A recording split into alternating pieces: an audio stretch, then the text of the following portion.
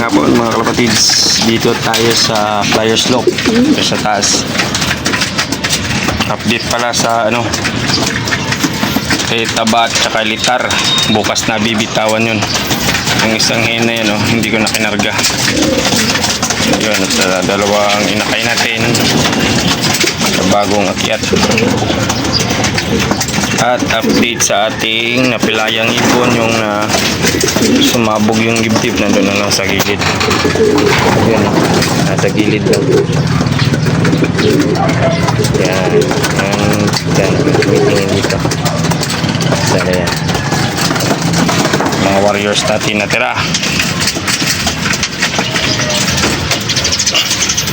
May lalaban pa tayo sa dito, NC, yung mga green ng singsing.